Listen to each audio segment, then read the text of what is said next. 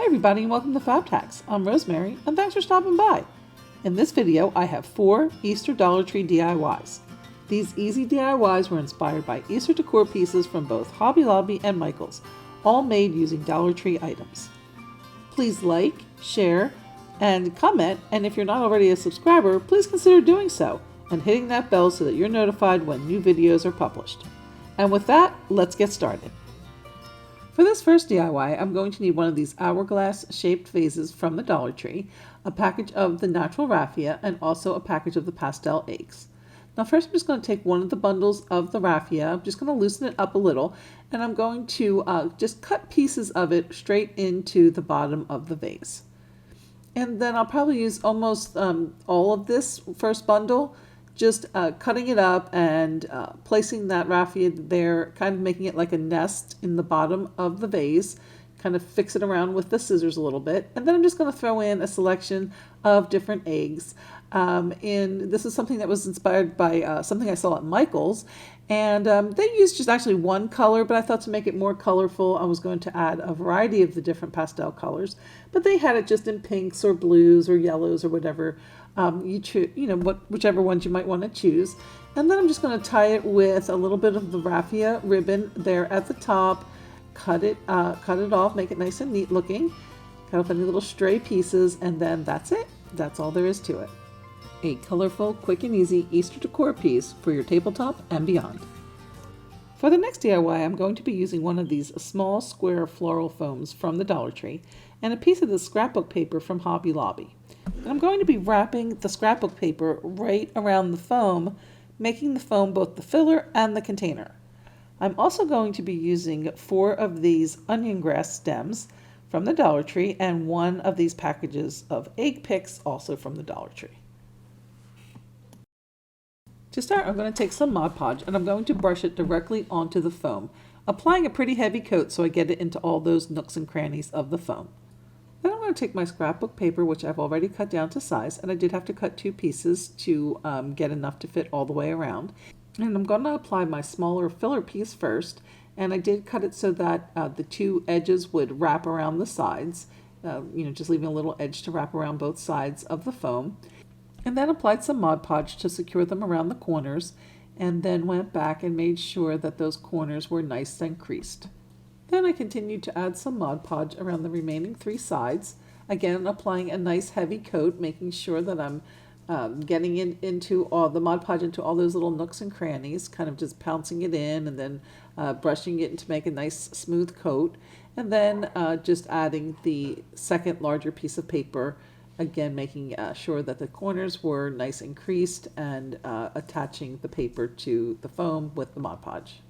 After the Mod Podge completely dried, I went ahead and added a second coat all the way around. Next, I added some hot glue to the top of the foam and then proceeded to add some of the floral moss to that. Just securing it down on the foam, kind of getting it all around, making sure it was in all the corners and the whole top was covered. Then I just went back with some scissors and trimmed up all of the edges. Next I took my onion grass stems and I needed to remove that kind of outer layer of grass in order to get to the individual stems. And so it's kind of attached by some floral tape, and then once you kind of unwind that, you kind of it's kind of like shucking corn. Just kind of shuck the outer edges off of that onion grass, and then it reveals these stems underneath, and then you're able to just take a wire cutter and cut those easily. And then I'm just going to go ahead and place them into my moss-covered foam. I did use 4 of these stems, and so 4 of them filled up this little block pretty well.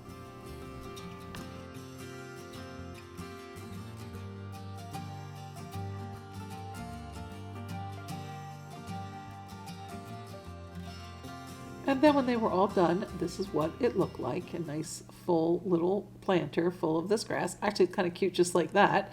But then I went back with my egg picks and added those in.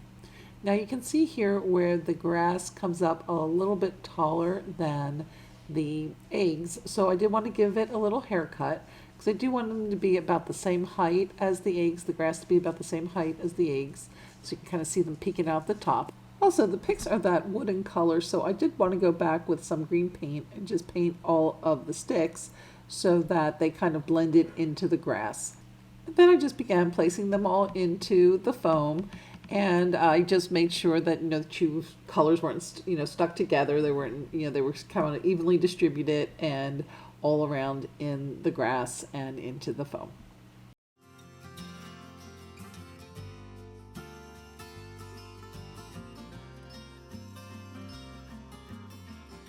And then here's what it looks like when it's all finished. But I did think it might look cute with maybe a little bow, so I went back and added a little burlap-ish bow.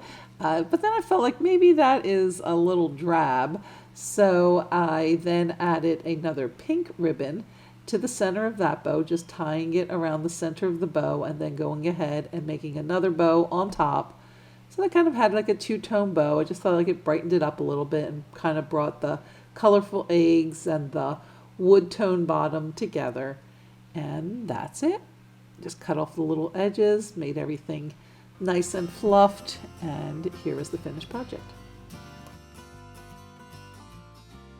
For the third project, I'm going to be using an Easter greeting card I got from Dollar Tree, as well as a piece of blue cardstock and a little bit of paint and two different colors of pink, this little tea set that I got from the Dollar Tree in the toy section, and then also a little Dollar Tree canvas 5x7. First, I'm going to take the teacups from the tea set. I'm going to just use my wire cutters to remove the cup handle. I'm going to do that for 3 of the cups. Then I'm going to take the topper from the little tea kettle, and I'm going to place that in the top of one of the cups. That will form the finial that will go on top of the canvas. Next, I'm going to make the stand by taking 2 of the cups and lining them up rim to rim, adding a little E6000 and also some hot glue, again there to the rim of one of the cups. And then I'm going to take my second cup and I'm going to line those the backs up where I have cut off the handles so that that is to the back. And I want to make sure they're all on the same side because I want to have a nice smooth finish on the front. And then I'm going to take one of the saucers from the tea set, again adding some E6000, and then add those combined cups to that base of the little saucer. Then I'm going to leave those all aside to dry. And I'm also going to add a little E6000 there into the rim of that third cup and add the little topper and keep those all together as one piece. Then I'll let those dry, and then I'm going to go ahead and paint those with the same color of paint that I'm going to be painting the canvas. And so I started with some of this Waverly ballet slipper color, and then it was a little bit too light, so I did add this darker pink from Martha Stewart, and just wanted to brighten up that pale pink a little bit. And that's why I just put those 2 colors together. That's the only reason. It just was, not a bright enough color of pink. So, and then the other one was too bright. So I wanted to have a kind of something in between. So first I painted the canvas, and then I painted the finial and the stand. Then I took my card, and it just seemed a little bit washed out, just having that pink on the back. So I did decide to go ahead and cut a piece of this blue scrapbook paper, and I just made it a little bit shorter than the 5x7 of the canvas, so that this way some of that pink will be peeking out along the edges behind the blue. And then I just added some Mod Podge to the back of the card and put that right onto my blue piece of scrapbook paper. And then you can see here when I'm going to apply it to the canvas, because that blue was cut a little short, I cut it 4.5 by 6.5 so that it would give me those edges for the 5x7 canvas. And then I just going to go ahead and add some Mod Podge to the canvas, and then apply my scrapbook paper and card comp to the top of the canvas.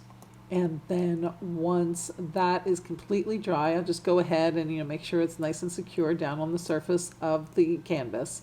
Then I'm going to let that completely dry, and then go back with another layer, top coat layer of the Mod Podge, getting that all in between the card and the card stock, as well as the canvas surface, and making sure that all 3 of those come together nicely with that top layer of Mod Podge.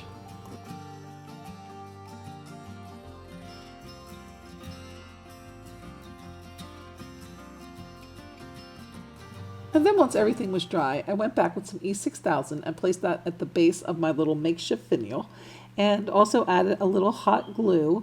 The hot glue just holds it, gives it an instant hold, and then the E6000 is for the more long-term hold. And then I just placed my little finial right there on top of the canvas, right in the middle, and held it in place until that hot glue set up. Then I did the same glue combo for the base, some E6000 and also some hot glue, although I actually ended up using a lot more glue than what I show here. I thought I had that on film, but apparently I did not. So pretty much that well was filled up with the glues versus just those 2 dabs as I showed, and then just a little dab there in the back as well. And then here's the cute little bunny portrait on a stand. This bunny butt stand is adorable as it is, but I thought I'd just add a little something to it. They're just so cute because they did look like Peeps, those little bunnies. So I thought that would be so cute. I did see something at Hobby Lobby. It was a different kind of sign, but it said, welcome Peeps. And it had these bunnies. Actually, I had the bunnies with the bunny butts on them, like that. But it was kind of smaller. And anyway, I thought it would be fun to recreate it using these Dollar Tree signs. Now, it is a bit of a problem to take the bunny tail off. You either have to leave the glue behind or it kind of tears the sign. But I will take care of that later. To make the Peep sign, I did use one of these Valentine Dollar Tree signs. But if you don't have one, that's fine. I have another option I'll show you in a second. But if you do have this one on hand and you would like to use this, let me just show you what I did here. Just remove the little galvanized hearts and also the hanging ribbon and the little staples that attach the ribbon to the back of the sign. Now, if you don't have one of these and you want to have an alternate, you can easily use just a piece of cardboard from a packing box. You could either paint it, or you can use the scrapbook paper from Hobby Lobby. That white wood scrapbook paper would work well on that as well. But since I'm going to be using the Valentine side, I'm just going to go ahead and paint it with some white paint.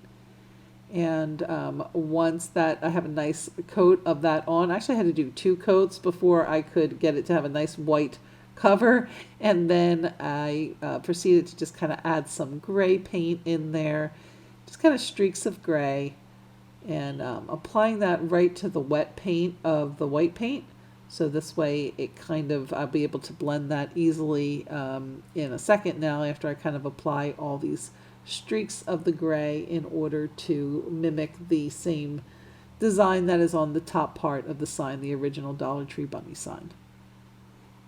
And so I'll kind of just blend those all together and then let that dry. For the Peep sign, I did this on my computer, and I will supply a link to this in the description box below. And so I just printed it out, and if you were to replicate this project, you could just go to the link and also print this out just like that. And then it cuts out pretty easy. You don't have to cut out all the individual letters, just all around that kind of yellow background. And then to fix the bunny butts, I did decide to go ahead and pull off the glue. It did leave little marks on the bunnies, but I went back with some craft paint, and it wasn't an exact match of the color, but it was better than the brown that was there for the underlying particle board, and I just kind of dabbed it on and then smudged it around. I wasn't too worried about the color match since I knew I was going to go in with a little bit of the translucent glitter on top, and then that would cover the color difference a little more. Then I just used a black Sharpie marker to create my eyes and nose for the Peeps. And what I did was I just lined the eyes up kind of in the center of the ears, and then the nose up centered with the little dip between the ears. So it's just kind of middle of ears and then where the little dip is between the 2 ears. And then I did that for all 4 of the bunnies. Next, I just took some Mod Podge to apply my Peeps cutout to the bottom side. And then I'm going to go ahead and let that dry completely. And then once that's dry, I can go ahead and add a top coat of the Mod Podge. And then as a final step, I wanted to jazz up my Peeps a little bit. And I'm actually going to add some of the translucent glitter to the Peeps part of the sign. Usually I'm going away from the glitter, but I felt like embracing my inner glitter girl this project. And so I'm going ahead and adding some Mod Podge to the entire cutout. So I'm going on the letters as well as the yellow background and just adding a layer, a nice thin, because you have to be careful here just because if there's kind of heavier parts of the Mod Podge is going to have a heavier glittering. So I had to make sure that that was nice and thin and even, and so it was going to dry before I could get it done completely, so I could only do half. And then I went and did the second half the same way, just kind of making sure it was nice and thin and even, and before it got too dry, added that glitter in.